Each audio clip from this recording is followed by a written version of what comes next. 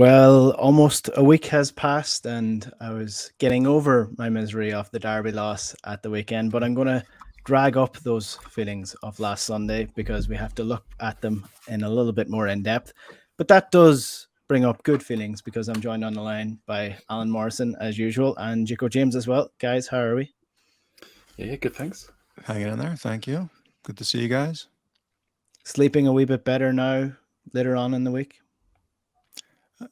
You know, depends on the night. Still night terrors here and there. Yeah. Look, I think the Derby at the weekend was disappointing, but as you look at it in more depth and even in the bigger picture of things, to be 2-2 in terms of the derbies throughout the year so far, to be top of the table, cup semi-finals, as we mentioned before, semi-finals are almost completely different to any other games that you're going to play, and it's hard to read too much into them. But James, the manner of the defeat would be slightly worrying if you're looking at it from an overall game plan perspective, in the sense of not having any other plan when the midfield failed. Yeah, I'd say that the most concerning aspect of it was kind of what we talked about heading into it, which was the continuation of competing at that level and having some issues with in that regard. And I think there is a kind of a linking narrative between the last three derbies relative to facing a GVB iteration of Rangers is, Ange talks a lot about us playing our style and imposing our will on the opposition. And I think there's a pretty decent argument to be made that that has not been the case in large chunks of all three of those games, and probably at an increasing rate. So it was more so evident in the first one, although not, I would say, in a dominant way. And then it's really kind of slid to the point where I don't think we really controlled that game much. There were some small chunks, particularly after the subs of O'Reilly and Kyogo in the second half. But and there's, extenuating circumstances, the injuries, the guys coming off that debacle of a back four at the end. But I think that's probably the most concerning thing. But you're right. I mean, when you step back from 30,000 feet, in the grand scheme of things, it's not the type of thing that you would say, okay, it's like season altering. Obviously disappointing. We'll get onto it maybe at the end, why I probably have some other concerns heading into the last 5 games that I didn't have, or I shouldn't say I didn't have, weren't as amplified as they are now when we get to the Ross County at the end of the show. But so yeah, I that's my biggest disappointment, is it was kind of a realization of some of these trends that I've been worried about over the last few months.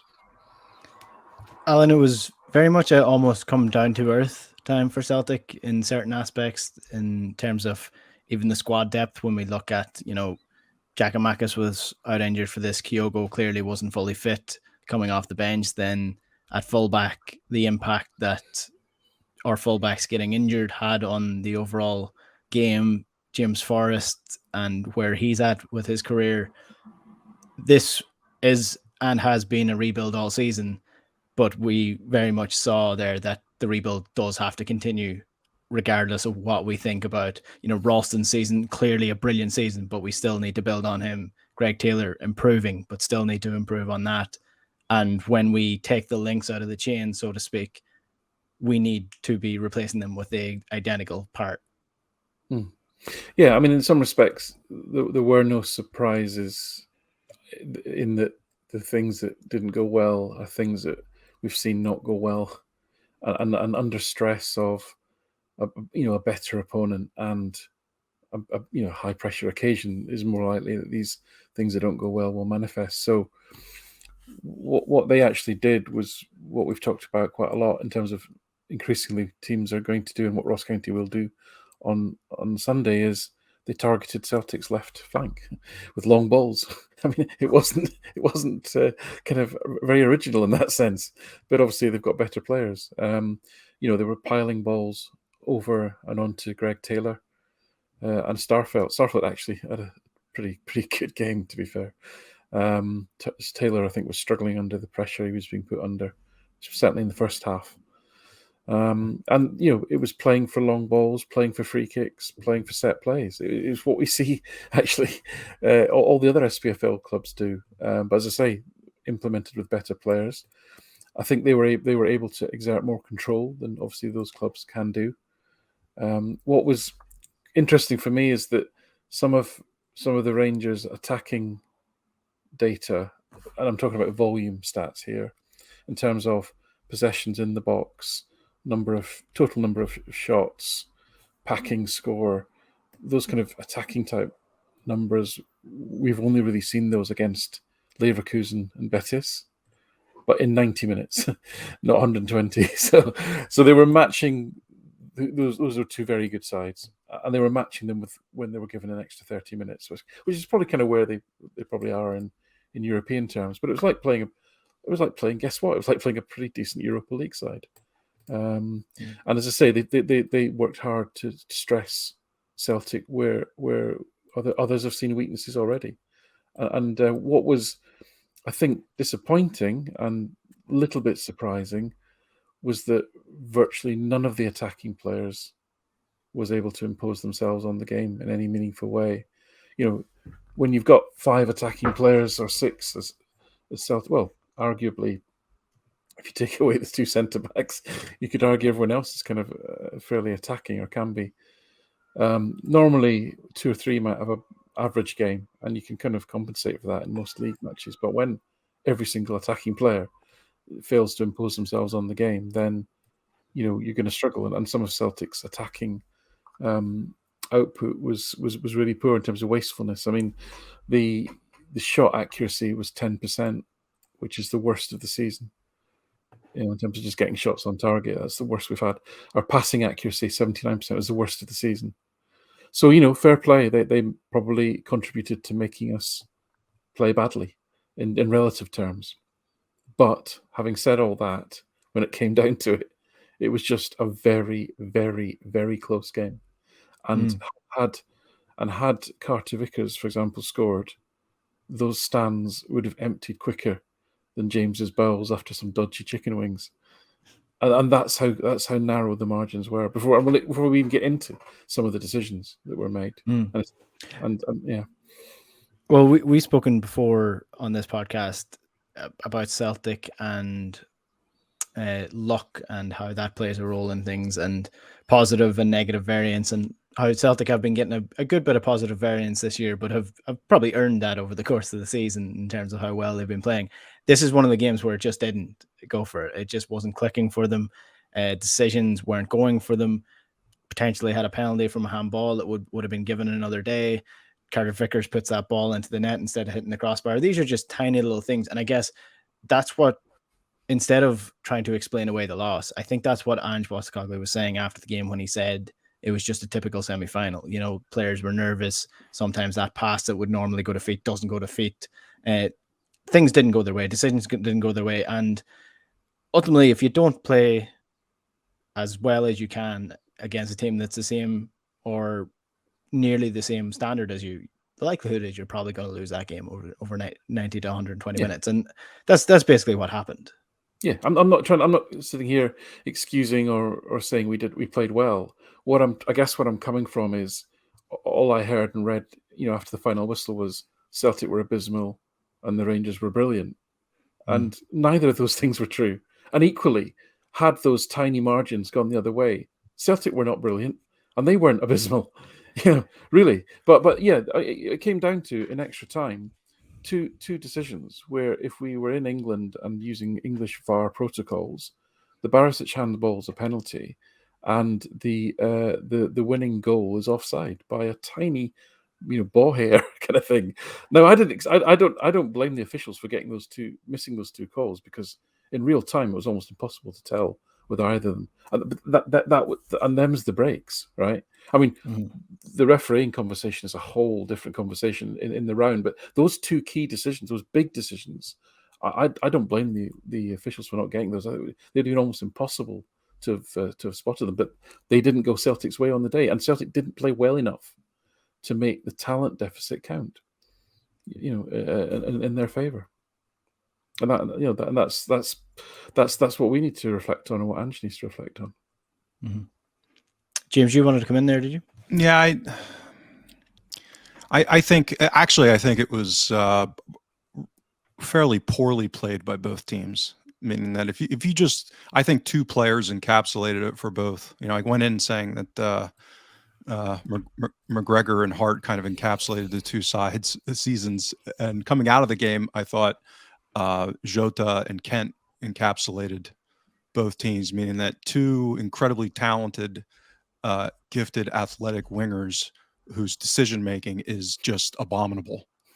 And we've talked about this a lot with Jota over the season. I think Kent in general follows that same kind of deficit, meaning that just significant opportunities in space where it's wasteful, and I think both sides had opportunities, particularly in the first half, where if better decisions are made in the final third. Ramsey too. I mean, Ramsey was again just horribly wasteful and not really productive in the attacking third for them prior to him going off. So I actually thought both teams in the final third played quite poorly. And yeah, the variance on, I mean, I joke it's, the Bobby Madden experience. I forget which game it was, but I watched a game earlier in the season. I don't even remember who the teams were. It might have been like Aberdeen, Dundee United or something. And he was the official. And it, the first half was an absolute debacle. So this is him. Like he allows way too much physicality in the first half, does not book people early. I mean, you basically have to almost stab someone early in a game to get a card. And and again, it probably nudged a deficit in our direction, but there were plenty of bad calls in our favor too. I mean, McGregor probably should have had a yellow 2 minutes in. Well, there was two. James, there was two actually. There was arguably that one, and then Maeda came from an offside position to set. Well, that's I was going to say that one. Attack. Okay, there's two. Literally, there's two. Well, the foul that preceded the goal was not a foul. Well, I mean, Carter Vickers was off balance and basically fell over with a nudge. Yeah, I think that's always given though. If you lean into a player with an arm, it's generally given. Within the context of how this guy officiated the game, that was basically someone breathing on someone and was given a foul. Where other times, I mean, so that's more my point. When you nudge things on the margins with a guy who's this erratic. Again, on another day, I could have seen this guy give Aribo a penalty on the header that he had that Carter Vickers did not get the ball and hit into Aribo, right? And it did put him off the shot. Now, is that a foul? I don't know, but it's Bobby Madden. Would it have shocked everyone if he would have given that as a penalty? I wouldn't have shocked me. So, there's so many with this guy being so erratic. And I agree. It probably shaded in our deficit the way the game was played. Now, the other thing I would say is that, again, anyone who's watched him officiate games knows that he's not going to call this stuff early in the game. And whether it was intentional or not, Rangers went in roughing people up and to their benefit. And that seemed to be a game plan. And again, if I was strategizing to compete in a game where Bobby Madden is their official, independent of the Rangers Celtic thing, and I have a creative midfield opponent, guess what I would be doing? I'd be roughing them up. I mean, that's what I said pre-show or in the preview show for this game, was that Rangers should play like Atletico Madrid, just try and you nailed it on you nailed it on Monday, Enda. I thought you nailed it in your video on Monday. I mean, it was just predictably so, that they took advantage of the way a guy calls a game. And, and I mean, that's the whole point. I don't think any of us are sitting here saying that Bobby Madden won the game for Rangers. What we're saying is referees can influence a game, and he he's did just a influence terrible the way official. That, he's terrible. Yeah, he's a terrible referee. So he impacted the game. A couple of bad decisions here or there, a couple of bad performances from Celtic. Can we talk about Tom Rodgick, Alan? Because I know you would have looked at his output in this game with the context of what we're talking about with Bobby Madden here, with how Rodgick likes to play on the half turn, with being pulled out of it all the time with the ball. Celtic weren't really playing a game plan that suited Tom Rodgick at all. They were going long quite a bit, trying to get in behind. So how bad is Tom Rodgick's performance with all that in mind? Well, bad in the sense of just not being able to get on the ball, so just absent really. I mean, he did actually create a couple of chances, but he only made three kind of line breaking passes, 3-pack passes. Only completed one really meaningful dribble, and only received the ball 3 times. Now, normally Carter Vickers would be finding him 3 times on his own each half, on average. So to only receive 3-pack passes in a game was the lowest of any of the forward players, actually. So he was utterly neutered in that sense. I mean, his packing score overall was only the only person whose score was lower was Maeda, and Maeda's very rarely on the ball. So he was essentially completely neutralized by his marker. So yeah, couldn't get in the game at all. And of course, when he did get on the ball, he was fouled or not. So or he was doing the fouling, even though he's the one getting pulled. Yeah. Just by the way, just for those listening. So the Yorkshire Whistler is actually going to watch, for the first time ever, is going to watch the whole game. So abysmal was that refereeing performance. I said, you've got to watch the whole game. I just said to him, pundits, because the pundits on Premier Sports use the word shambolic and embarrassing. So I said, this is what the pundits have said. I'm not directing him or sending him in any direction. He can read the match reports himself if he wants. I just said, would you mind assessing the whole performance? Now, obviously, it's 120 minutes, and so he's going to do that. He's in the middle of it, actually. So I'll write that up when I get it. But I'll be fascinated to see how that comes out, because he's he's really fair. And if he's in any doubt, he'll find justification for why the referee made that call, right? Which is okay. That's fair enough. He's an expert. I'm not. Yeah. Well, I was livid watching it live, and then I rewatched it. I was just more flabbergasted than anything that John Lundstrom in particular didn't get booked. And this is the final thing I'll say on how it impacts the game. So Bassey had 4 fouls in the game prior to extra time. He obviously has a key role to play in Rangers winning this game. If he is booked before that, and he should have been booked around the 45th, maybe even the if you're being generous, the 60th minute mark. If he's booked, there's a chance that he doesn't stay on the pitch in terms of what Giovanni Van Bronckhorst does. John Lundstrom, the same. Huge impact on the game. And if he's booked early on, he may not stay on for the period in which he does. But that's the last thing I'll say on that. In terms of anything else that went wrong, what did you see in this game? Yeah, I mean, to Alan's point, it's kind of I think we went long a lot because their scheme was effective in taking away the guys in the half space. So Rogic in particular, we didn't really have an out ball to a striker for the most part until Kyogo came on. That was one thing. Then I finished rewatch. I watched the first half yesterday and the second half this morning. And that's a narrative that seems to have come out of the game that upon rewatch I thought was kind of crazy. I actually thought Kyogo was really good. He played really well, actually, in my rewatch anyway. I mean, he was dropping in. He was receiving the ball central and building up play. Again, once O'Reilly was making himself available, and getting into some of those pockets of space that for whatever reason Rogic wasn't able to do.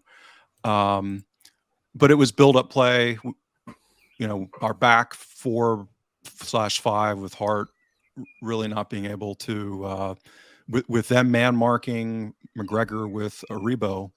Those were the two things: Aribo on McGregor and Bassi on Rogic, and that basically decapitated our buildup to the point where we were going along a lot. And I think that was, basically the story of the game to a large degree.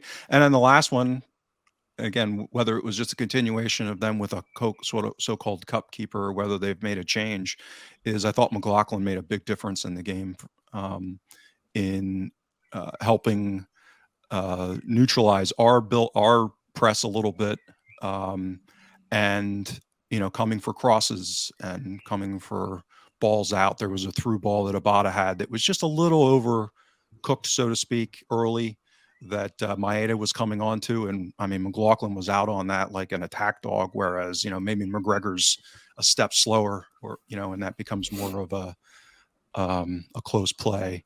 So I thought those were the kind of just quick issues that really contributed to the outcome of the game. I thought those were it.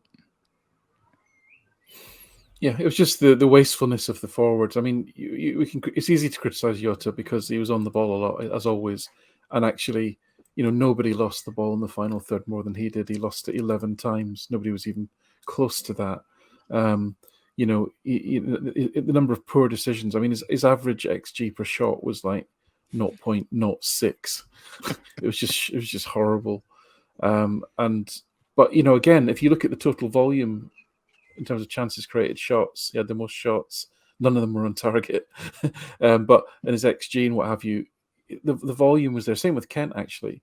But each individual action in and of itself was probably a poor decision. Whereas Abada and Maeda contributed virtually nothing in an attacking sense. Maeda had one shot. Abada had an XG of, I think I might have set up one chance, didn't have any shots. They were just completely anonymous, as was Rogic. So, to say all that, I think they defensively deserve credit for that. It was still a coin flip game, even having said all that, which kind of tells you one little interesting thing, which will kind of leave this game on, which I know James is going to roll his eyes at because it's like one of these kind of non-data sort of things, but I just felt it could have had an impact on the day, which is that the average age of their players, if you look at all the players that actually contributed on the day, it was about 28 and a half. And for Celtic, it was just over 25. That's 3.5 years a player more experience on the pitch for every single player. And even if you take the oldest and the youngest out of both sides, it actually widens the gap slightly.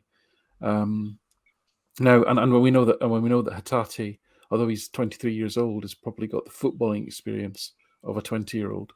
So this was a very inexperienced Celtic team and a pretty, streetwise, I would say, team that they were up against. And I'm not saying that had an impact over 120 minutes, but I think it might have had an impact in the last 20 or the last period of the game, where I feel that Celtic lost a bit of belief, a little bit of control, a lot of control, really. You might argue they didn't have a lot of control, but actually, if you watch the game back, as I say, it was pretty 50-50.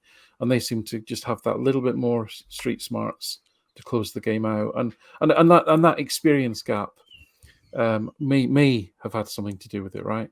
Now, I think over a season, their relatively age top-heavy squad and Celtic's relatively young, probably fresher squad, I think is one of the reasons. Is probably a tiny contribution of that to why Celtic are actually out in front, and is a good, and for Celtic in a stronger squad position over the longer term. But for this game, on that occasion, under those circumstances, that experience, if you want to call it that, and experience is right up there with commitment and dig and all these other sort of non-tangibles. It was just something that may have had a bearing. Well, one example or a couple of examples I'll use to back that up is Jota a couple of times, Abada and Juranovic all shot from 35 yards out when they were chasing the game. And that's not something they usually do. It's, that's just that little bit of fear or whatever that is, trying to achieve what you can, trying to get over the line, trying to do what you can to get your team back in the game without just taking that step back, being I'll use Rogic as an example just because he's the one who has the most experience, being that Rogic who takes that extra touch, looks up, picks out the man, plays the ball short, recycles the ball rather than going for the kill. Because sometimes that just comes. Sometimes that just happens, and that's exactly what they were doing, much better than us. I mean, Lundstrom, actually the two substitutes, Davis and Arfield, they weren't trying expansive passes. They were just keeping possession and keeping it simple under pressure, and keeping hold of the ball, drawing fouls, just doing things like that. I think Davis is a better player than Jack. So actually, I was really gutted when Davis came on.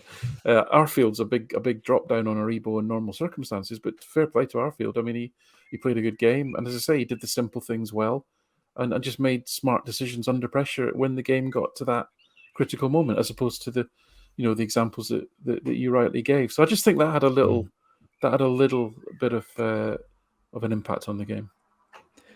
So will we park the derby match then? So is that the pain all out? Have we got all out, or do you have one I will more revisit one concept. I think that was a narrative coming out of the game once we get to the Ross County, which is fitness.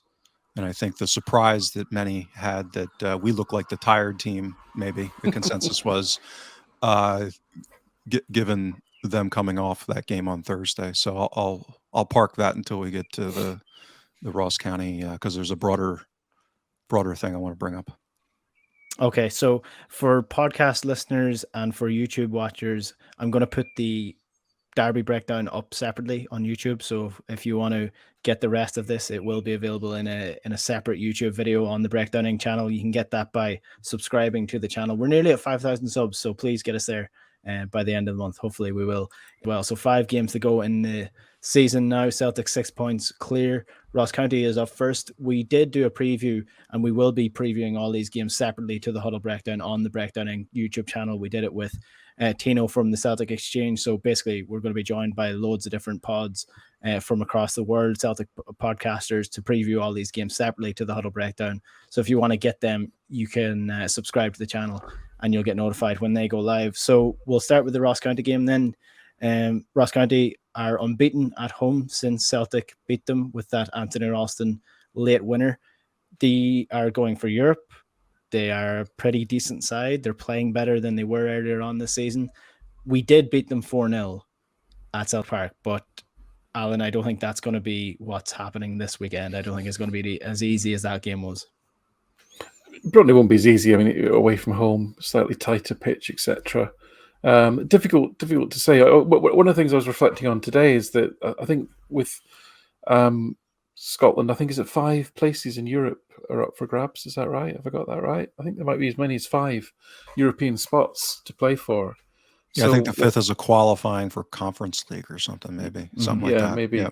But I mean, even so, even 1 or 2 ties would be season changing for a club the size of Ross County. I'm not being patronising when I say that. I mean, if you get a big away game or extra, get through a round and get some prize money, even, it can make a significant difference to players that you can make, retain or to get. So, I'm really pleased about that, because what I was concerned about was sometimes you go into the post-split and some teams have really got nothing to play for. Like, Hearts are essentially marooned.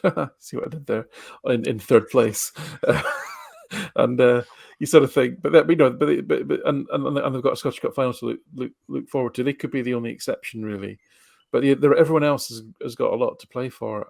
And I'm encouraged by that, because the data so far, based on everyone trying their utmost, is that Celtic are winning, and all the performance data predicts that Celtic should have been winning and will win the league. When you look at all the kind of underlying performance metrics and expected points and projections and so forth, what could subvert that was if somebody played a team that was a bit off it, wasn't really sort of trying, etc. So long story short is they'll be giving it everything, and I hope they'll be giving it everything in every game, and therefore it will be a tough proposition. So clearly won't be an easy game. But having said that, the last away game in Dingwall is hardly a representative of what's going to happen.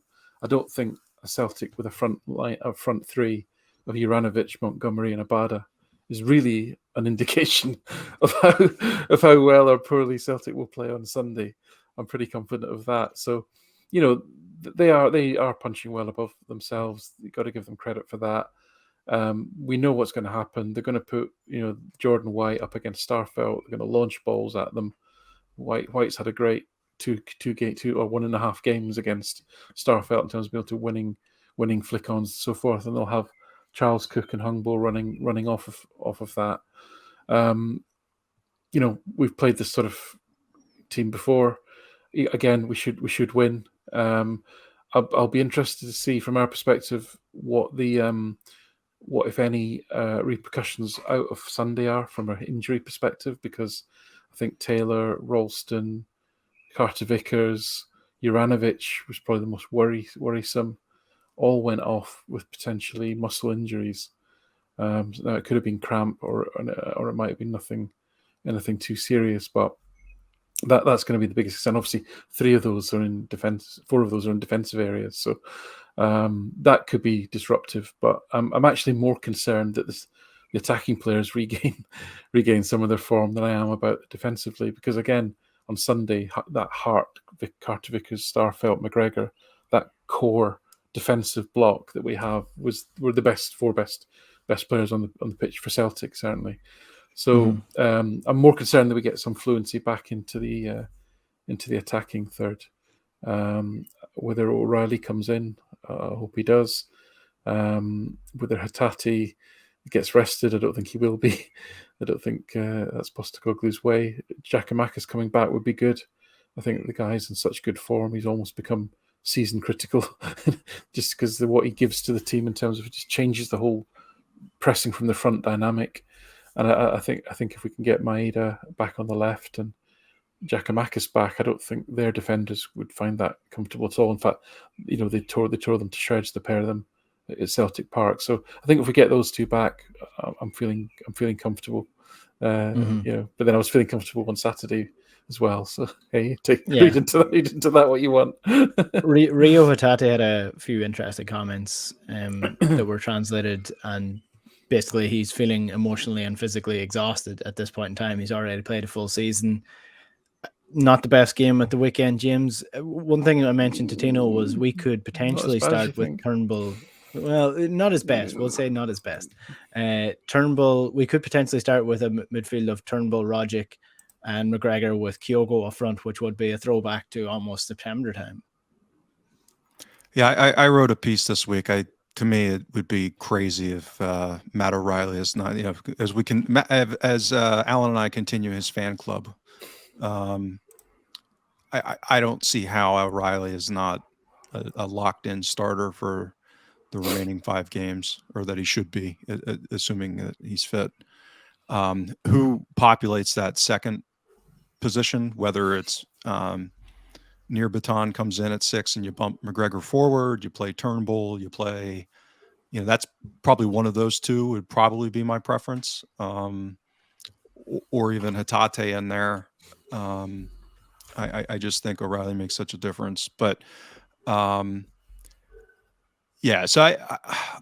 I'm well, let me go over the linear world, and then I'm going to mention something that makes my non-linear brain and paranoia think that this weekend is paramount, this game. So who knows how this game's going to go. In the linear world, Celtic are over a 90% favorite to win the league now. So if you run any kind of reasonable model, like a 538's predictive model, that kind of thing. Again, these are all linear models. Looking at Ross County this season, particularly since the winter break, they've vastly overperformed their underlying performance metrics. So they could be due for, not hitting the 30-yard shot kind of game. so that they could be due for a reversion. So that's in the linear world as well. So when I look at all that and the points that Alan mentioned, this really should be a good matchup for us, outside of the fact that, kind of qualitatively, it's probably the third worst fixture of the 5, meaning that you obviously say Rangers first, and then probably Hearts, even though it's at home, and then probably going up to Dingwall would be third, I would argue, meaning that, I'm pretty confident against Motherwell and Dundee United, all other things being equal. So that's the linear world. Should be really, really confident, not only for this week, but the league. My nonlinear paranoia has to do with injuries, fitness, and this is where I revert back to what happened on Sunday. And because I'm a masochist, I went back and I looked at Ange's first season at Marinos. And I looked at his most populated season of games at Marinos, which was when they qualified for the Champions League in Asia. And I went back and I looked, and I'd written an article about this back in December, looking at injuries. And I looked at Bielsa's first season at Leeds, because these were the seasons that I'd kind of looked at.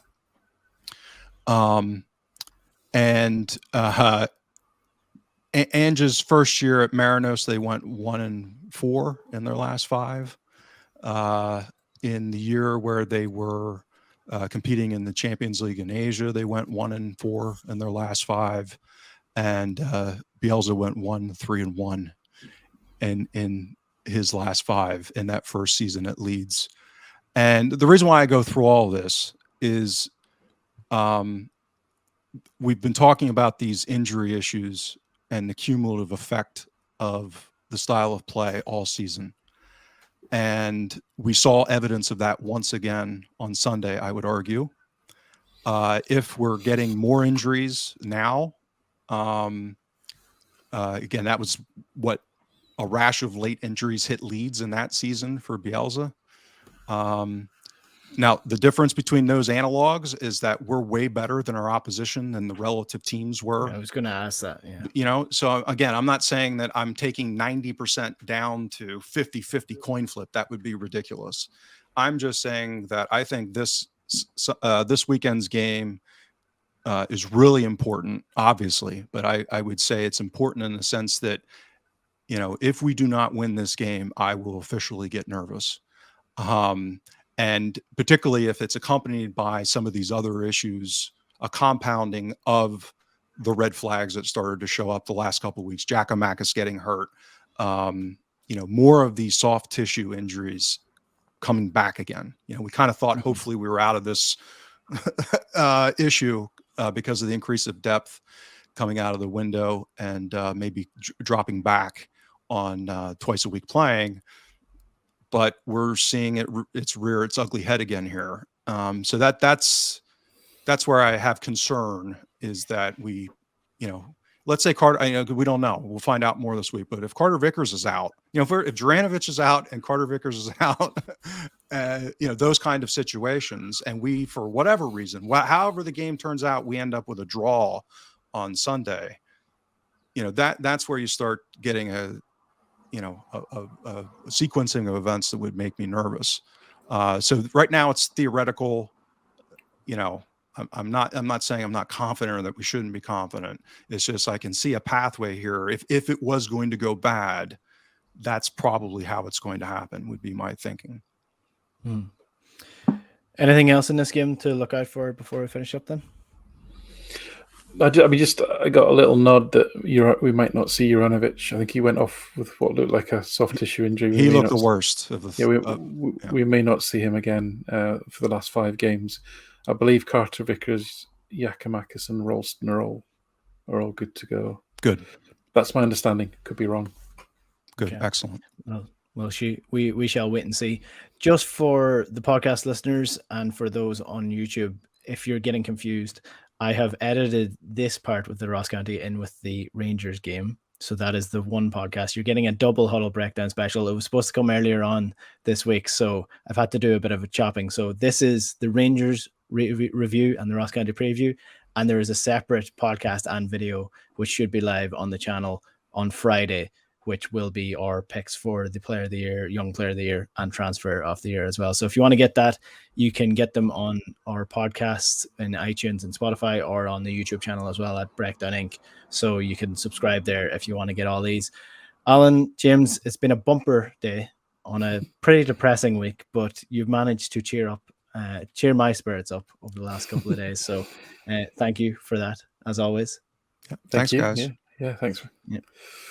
And thank you to you for listening as well. We'll be back again with some more Huddle Breakdown next week. Until then, we'll chat to you later. Good luck.